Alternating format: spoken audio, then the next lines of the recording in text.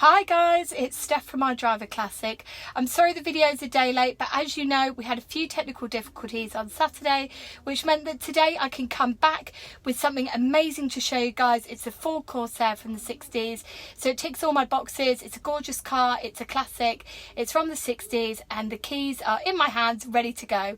So in today's video, I'm going to show you around the outside of the car, show you the inside, show you how the dash is laid out. I'm going to try and have a look under the bonnet too, but honestly, it's such a hot day, I could barely touch the car, and these hot black seats are just making it, it's just so hot. Anyway, I'm going to take you out for a drive as well, show you what the car's like, and of course we get to hear how the engine sounds as well. And whilst we're out, I'll tell you a little bit about the Ford Corsair, because there's only a couple of hundred left in the UK, and it's a car that you don't see at all the shows that you go to every summer. So I thought I'm going to tell you a little bit about it as well. So buckle up, because we're heading out in one of the nicest Fords I've ever driven. The Ford Corsair, as you see today, was launched by Ford UK as a mid-size car to sit in the range just above the Cortina and below the Zodiac. Aspirational, daring, and yet missed the mark somewhat with the buying public. So despite lots of market research which had led to the design, it wasn't the success they were expecting, but I'll tell you more about that as we come through the video. And as any good researcher will tell you, the public don't always let on what they want, which is kind of the case with the Corsair. But do you know what? I'm not sold on that, because frankly I'm in love with this little gem of an absolute 60s classic. So I'm going to tell you a little bit about it, and then I'm going to take you out in it. So the car was introduced at the London Motor Show in October 1963 and available as either a saloon or an estate from 1964 to 1970. And with this falling squarely at the end of the 60s, it's certainly one of the later ones. And if you were fancy, there was even a convertible built by Crayford, which is now a super duper rare model, massively sought after. Now the Corsair was introduced by Ford to replace the console classic range and was essentially a long wheelbase jazzed up Cortina, and many of the panels that you see on this are straight off the Cortina, such as the windscreen. And whilst the front end is daring, some of the old favourites have just been picked straight off the Cortina, so it's kind of a little bit old new borrowed blue nonsense.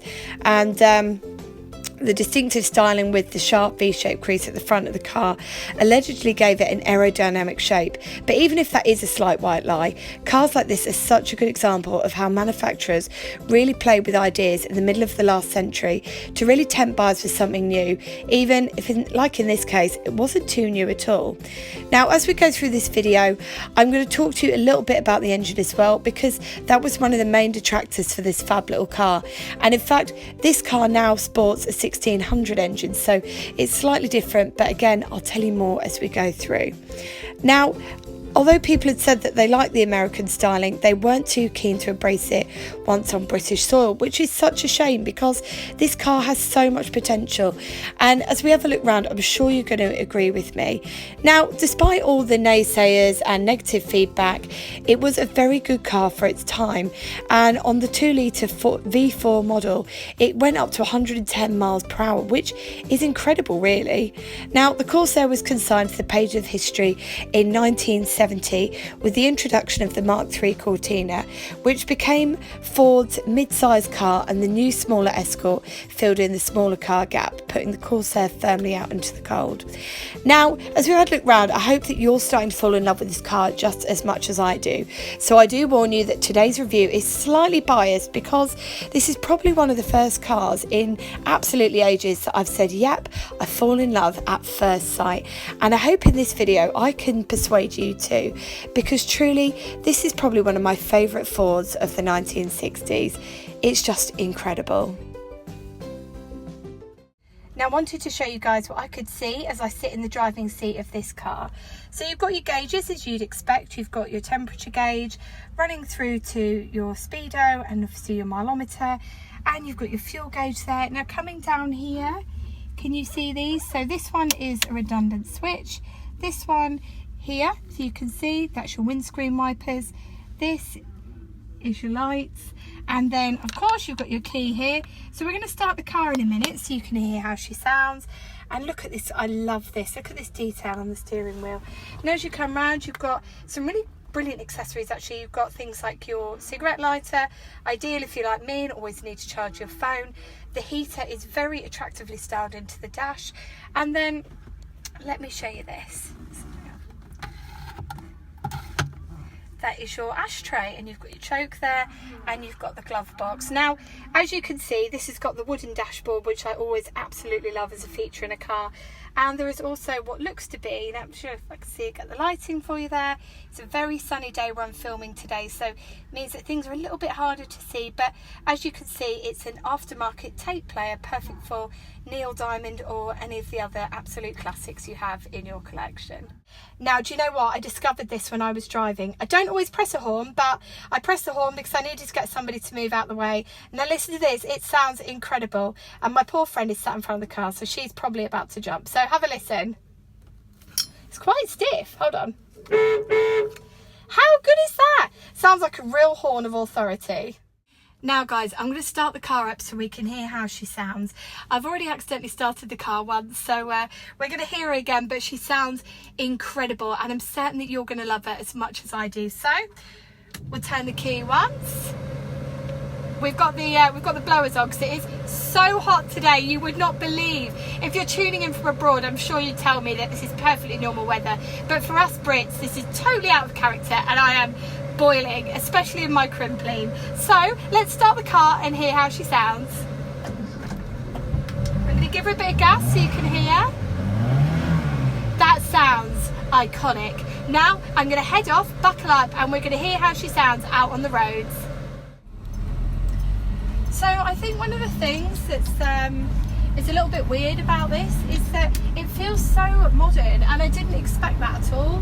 It's got an aftermarket servo on, which is making the brakes quite sharp, and so the first time I touch the brakes it'll be like, and then the second time it feels a little bit more normal.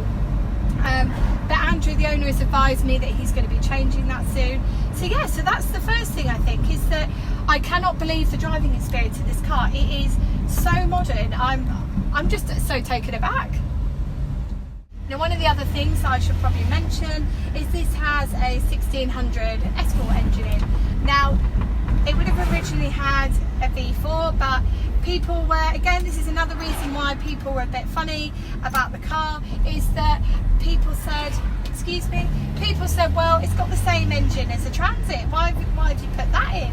And people were a bit funny about it, and the engine had a bit of a sluggish reputation, which again didn't really help the sales of the car.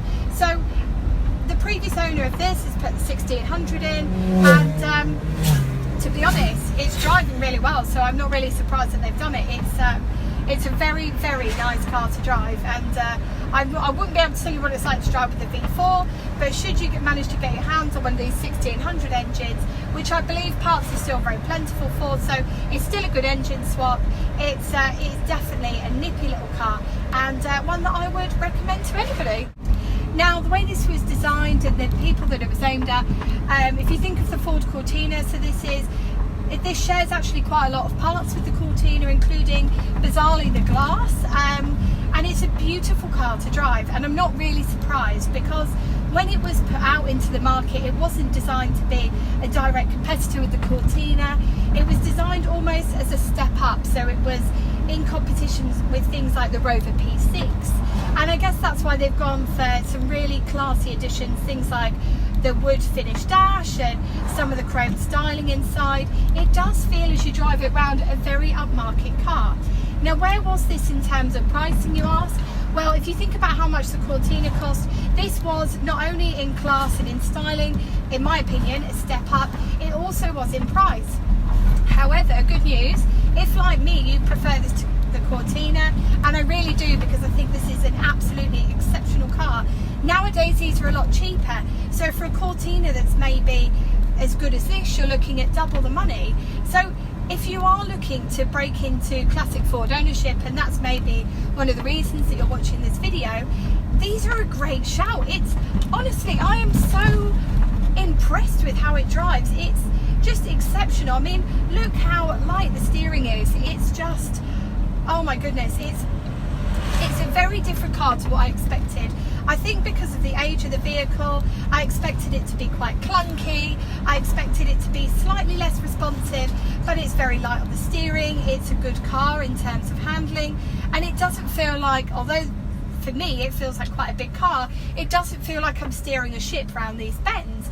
In fact, it feels like a car that's very manageable. And I think, again, one of the reasons for that is the fact that I can see straight down the end of the bonnet. And I'm sure as you're watching this video, you can get a really good eye for what I'm looking at as well, which is a really good way to do it. And there's a lot of space around me as well, which I quite like in an old car. The one thing that I'm not keen on, and it's not Andrew's fault and it's not the car's fault, is the seat belt. So as you can see, I do not have much room at all. And the reason for that is these are aftermarket fitment. So the driver who had the car at the time would have fitted them to where he had the seat. A lot of Classics out today. He would have had the seat belts fitted to where he had the seats at. And for me as a woman, I'm feeling quite constricted. And I think that's the only thing that's taking away from the driving experience for me today. So yes, already I am in love with this Corsair. It's probably one of my favourite Fords so far. And reluctantly, I'm becoming more and more in love with Fords, and I'm starting to see just why people have got them marked up so highly and why they're seen as such an iconic brand. Now, if you want to know why there are only a couple of hundred left of this car, because if, like me, you fall in love at first sight, and I really have, this is one of the first cars in what feels like ages that I've taken out and instantly felt a connection with. I found the gearbox so easy, like I wish I could explain to you guys how easy it is, and it's so quiet as well.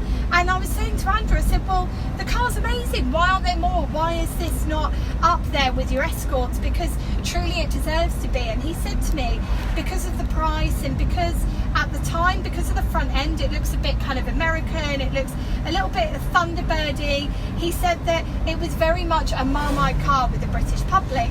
So some people like me absolutely loved it, bought straight into it and said, yeah, that is a brilliant car. And some people said, no way, I'm not paying the same money that I can pay, you know, for what I consider to be a posh Rover on an American Ford. I'm not doing it. So while you saw kind of your 500,000 Cortinas hit the road, there were only around 30,000 of these amazing Corsairs made.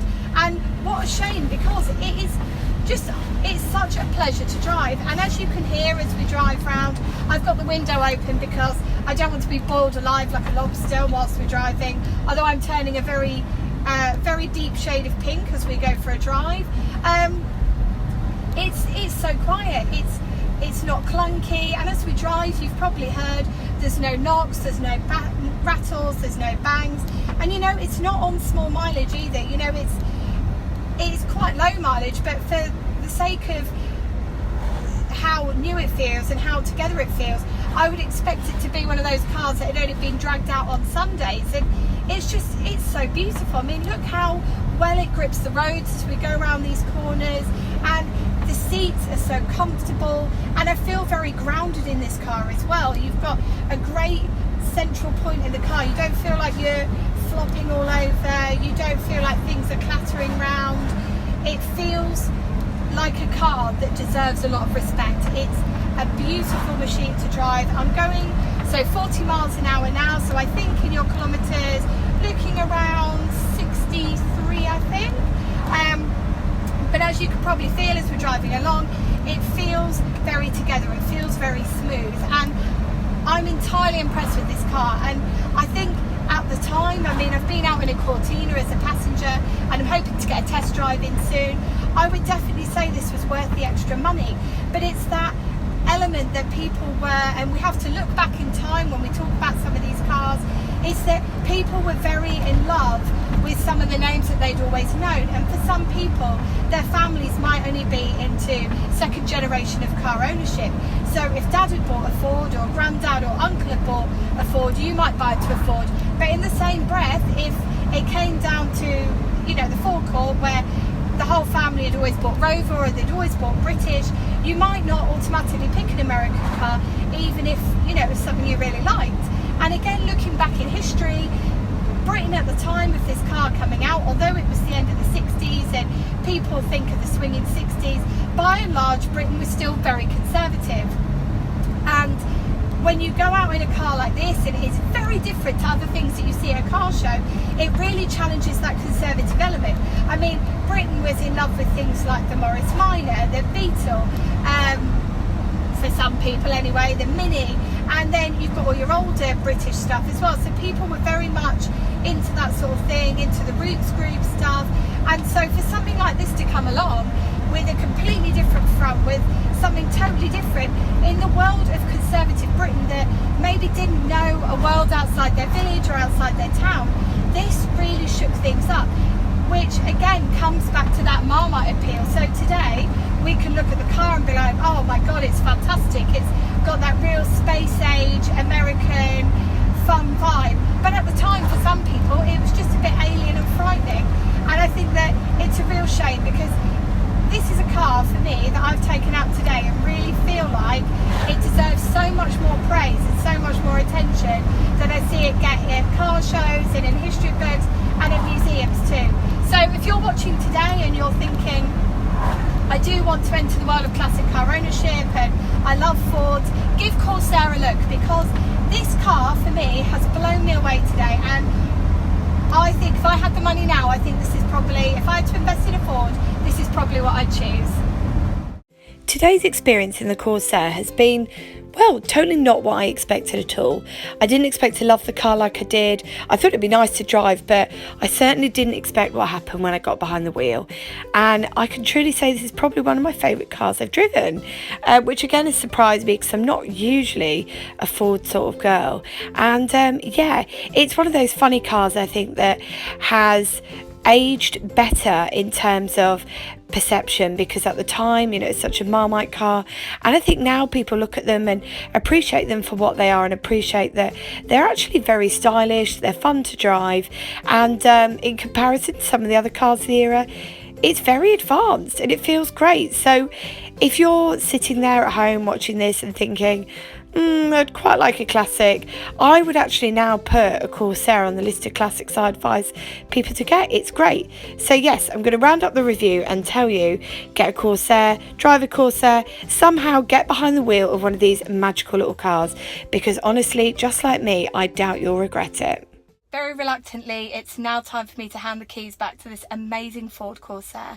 And what an afternoon I've had. I've been out all around the area that we're in. So we've been in North Yorkshire today, and it's been so much fun. A great end to the show today. So we've been at Ripon Show. I'll be uploading my Ripon video hopefully next week if I get time to show you all the amazing cars. But in the meantime, I hope you've really enjoyed this Ford Corsair video, because it's been so much fun to make and I've been blown away by the car itself. So if you've enjoyed this video as much as I've enjoyed driving the car, don't forget to hit like. Any questions you've got or any interesting facts and little stories you've got, don't forget to pop them in the comments section below. And of course, don't forget to hit subscribe, because new videos go up every Wednesday and every Sunday. Now until next time, take care and drive safely.